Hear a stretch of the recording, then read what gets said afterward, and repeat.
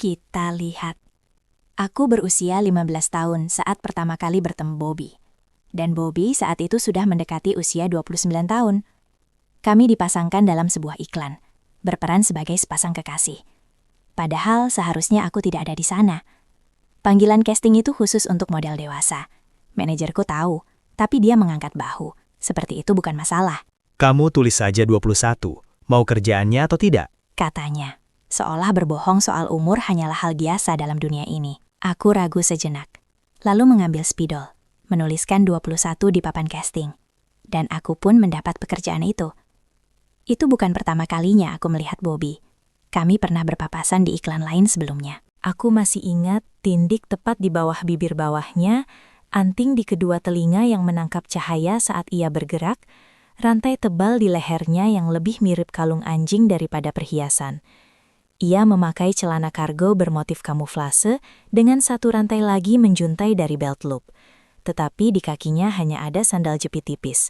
Seluruh penampilannya tampak kasar dan abai, seperti ia ingin membuktikan bahwa ia tidak butuh polesan untuk menonjol. Waktu itu ia punya pacar, seseorang yang jauh lebih tua dariku, mungkin sebaya dengannya. Perempuan itu pendiam, nyaris tak terlihat, berdiri di sisinya tanpa bicara kepada siapapun. Ia tetap menempel sementara Bobby tertawa dan bercakap keras dengan semua orang. Tampak seperti ia sendiri pun tidak tahu harus menempatkan diri di mana. Saat kami kembali dipasangkan sebagai pasangan, mereka sudah putus.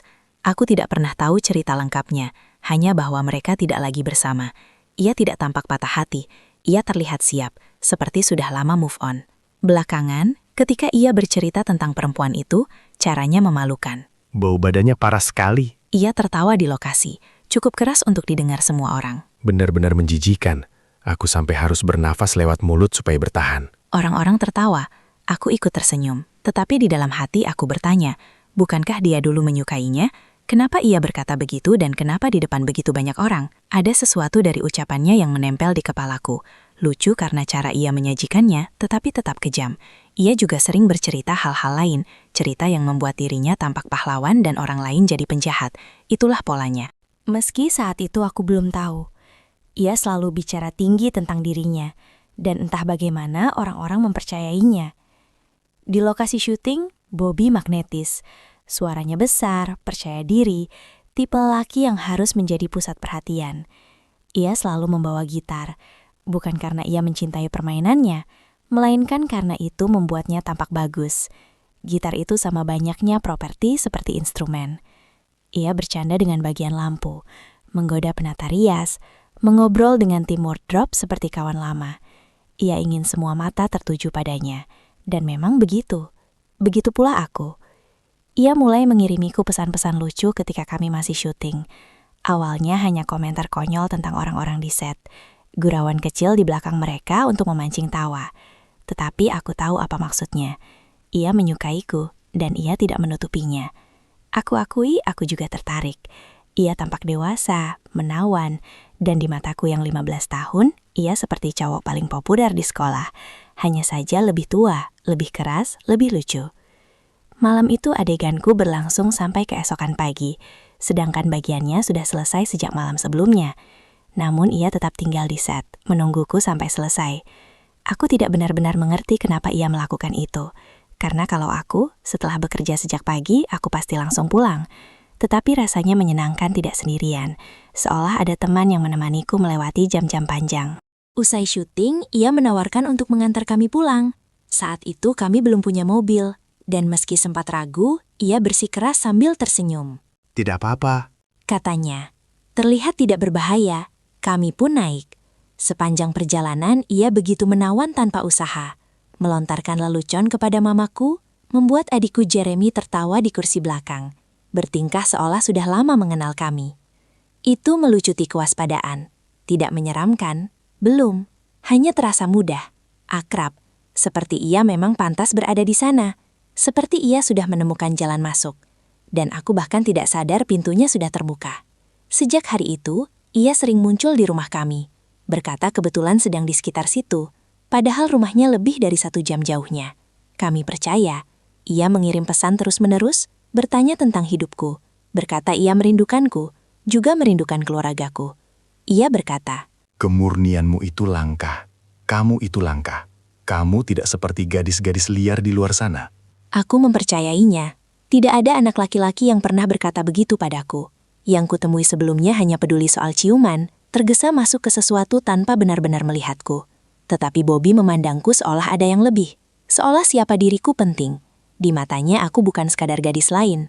Untuk pertama kalinya aku merasa istimewa. Ia membawa camilan untuk adikku, sesuatu yang manis untuk mamaku. Tidak pernah datang dengan tangan kosong. Ia tahu cara melipat dirinya ke dalam sebuah keluarga seakan itu naluri. Ia juga mulai menemaniku bekerja, menunggu berjam-jam di lokasi syuting seolah ia tidak punya urusan lain. Pada awalnya aku bilang pada diri sendiri itu manis, bahwa ia cukup peduli untuk memberikan waktunya. Aku suka ada seseorang yang hadir hanya untukku. Tetapi di bawah kenyamanan itu, ada sesuatu yang lebih berat yang belum bisa kuberi nama. Rasanya seperti utang yang tak terlihat, seolah aku berhutang padanya untuk setiap jam yang ia habiskan menunggu. Aku tidak tahu kenapa merasa begitu, karena sebagian diriku memang ingin ia ada. Mungkin aku tidak terbiasa. Mungkin aku tidak tahu bagaimana menerima perhatian seperti itu. Ini sesuatu yang belum pernah kurasakan, dan kebaruannya membuatku sekaligus bahagia dan cemas. Seperti hadiah yang tidak tahu bagaimana ku genggam tanpa menjatuhkannya. Aku menyukainya. Aku berpikir, begini rasanya diinginkan. Bukan hanya karena rupa, bukan hanya karena hal yang biasanya dicari anak laki-laki, melainkan karena diriku. Kupikir aku telah menemukan seseorang yang benar-benar melihatku. Jakarta tetap belum terasa seperti rumah. Di sana aku justru makin pendiam, terlalu tidak percaya diri dengan logatku untuk banyak bicara. Aku merindukan sepi di Belgia, kenyamanan berbicara dalam bahasa Prancis, cara jalanan kosong saat malam. Di Jakarta aku bekerja, audisi, perlahan mulai dikenali orang asing di mall. Aku belum terkenal, tetapi wajahku mulai terlihat dan keterlihatan membawa beban. Papaku masih di Belgia, menunggu untuk melihat semua ini akan mengarah kemana. Jika aku berhasil, ia akan ikut pindah, tetapi untuk saat ini ia bertahan di sana. Begitu ia yakin pekerjaanku stabil, ia berencana menjual rumah di Belgia yang masih ia cicil, dan pensiun di Indonesia, memulai hidup yang lagi tenang. Untuk sementara, hanya mama, adikku, dan aku. Mamaku melakukan semuanya, melindungiku, mengatur pekerjaan, menuntunku melewati dunia yang bahkan ia sendiri belum sepenuhnya mengerti. Ia selalu tegas, aku lebih takut mengecewakannya daripada aku takut pada Jakarta. Jika aku tidak pulang sebelum jam 7, rasanya sama saja seperti sebaiknya tidak pulang. Pernah suatu kali di Jakarta, aku menonton film dengan seorang teman. Setelah membeli tiket, aku menyelipkan uang kembaliannya ke saku. Aku tahu itu ceroboh, tetapi aku terlalu malas mengeluarkan dompet lagi. Film sudah dimulai dan kami bergegas masuk. Belakangan, saat kuperiksa, uang itu hilang. Pasti jatuh ketika aku tergesa-gesa. Hanya Rp50.000, tetapi aku panik seperti dunia runtuh. Aku memohon kepada temanku untuk meminjamkan uangnya, berjanji akan kubayar kembali, hanya agar aku bisa melangkah masuk rumah sambil memegang selembar uang di tangan. Begitulah takutnya aku mengecewakan mamaku. Ketika aku lebih kecil, masih di Belgia, Papa menanamkan takut dengan caranya sendiri, lebih lewat kata-kata daripada tindakan. Ancaman favoritnya adalah internat, sekolah asrama yang ia gambarkan seperti hukuman. Kalau kamu tidak menurut, Papa kirim kamu ke internat. Katanya, jarinya sudah mengetik di komputer seolah semuanya sedang diurus. Aku percaya, aku masih kecil, dan ia membuatnya terdengar nyata. Seakan tasku sudah terkemas dan kereta menunggu. Pernah juga, waktu aku baru 11 tahun, aku diundang ke pesta ulang tahun.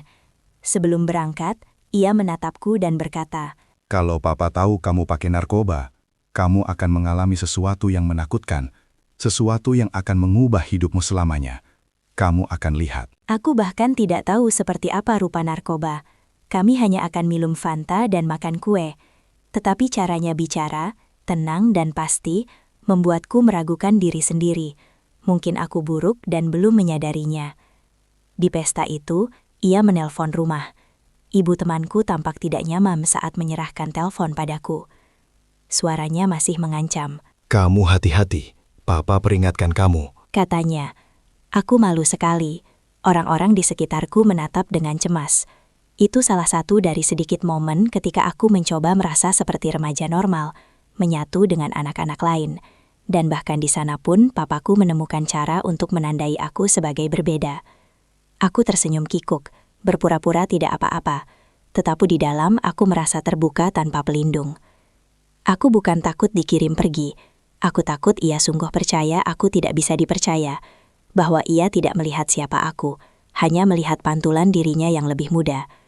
Ia pernah sembrono, dan kurasa ia ketakutan aku akan menjadi seperti dirinya. Tetapi alih-alih membimbing dengan lembut, ia mengajariku takut. Dan rasa takut itu kubawa bertahun-tahun, bukan hanya padanya, tetapi juga pada diriku sendiri. Bagian hidup itu berakhir, tetapi sesuatu yang lain mulai. Bobby datang, dan ia tidak menyelinap pelan-pelan ke duniaku. Ia ada di sofa kami, di meja makan kami, hadir dengan cara yang tidak terasa seperti menyusup. Memang tidak perlu. Semakin sering ia ada, semakin kecil dunia di luar. Aku berhenti mengirim pesan kepada teman, berhenti pergi keluar kecuali untuk bekerja. Ia memenuhi hari-hariku dan pikiranku.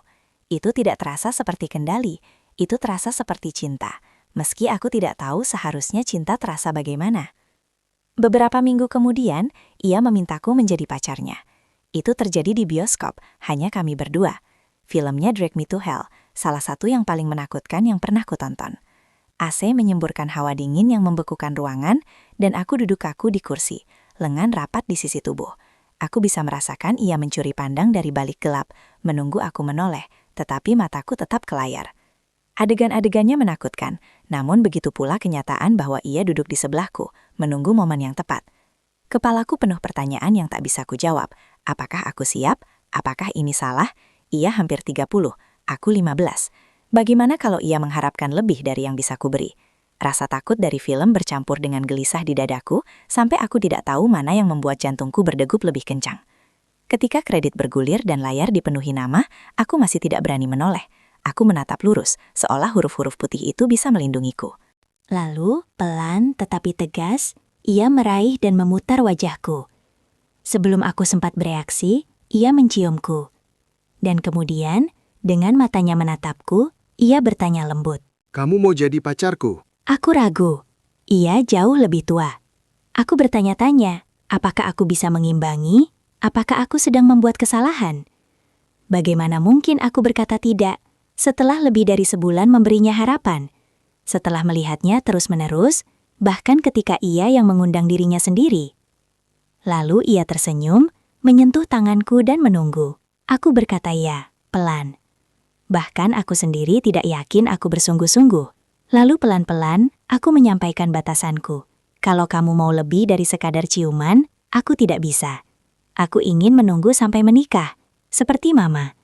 Mama hanya pernah bersama Papa. Aku sangat takut dengan jawabannya. Karena anak-anak yang sebelumnya dekat denganku selalu pergi. Begitu tahu tidak akan ada apa-apa selain ciuman. Ia tertawa, matanya menyipit ketika berkata, Nanti kita lihat. Jantungku tersentak gelisah. Nanti kita lihat, maksudnya apa? Kita akan melihat apa? Apakah itu janji atau ancaman? Ia pasti melihat kebingungan di wajahku. Karena tak lama kemudian ia melunak, suaranya lebih ringan. Aku bercanda, tentu saja. Kalau kamu belum siap, ya belum siap. Aku mau kamu karena kamu, jangan pikirkan itu. Kata-katanya terdengar lembut, tetapi ada sesuatu yang terasa seperti hafalan. Penghiburan yang dirancang untuk melucuti. Aku mempercayainya. Kenapa tidak? Anak-anak sebelumnya belak-belakan berkata mereka tidak bisa bersamaku tanpa lebih. Tetapi Bobby berkata aku sudah cukup. Meski begitu, sesuatu di dalam diriku goyah. Cara ia tertawa, cara ia mengucapkan nanti kita lihat, meninggalkan jejak. Sebuah rasa yang belum bisa aku beri nama. Ia menciumnya lagi, mula-mula lembut, lalu menekan. Ketika aku masih terkejut bahwa kami kini sepasang. Aku tidak berkata apa-apa. Aku membiarkannya, meyakinkan diri sendiri bahwa beginilah artinya berpacaran. Dengan anak-anak laki yang ku kenal, afeksi selalu privat, malu-malu, nyaris tersembunyi.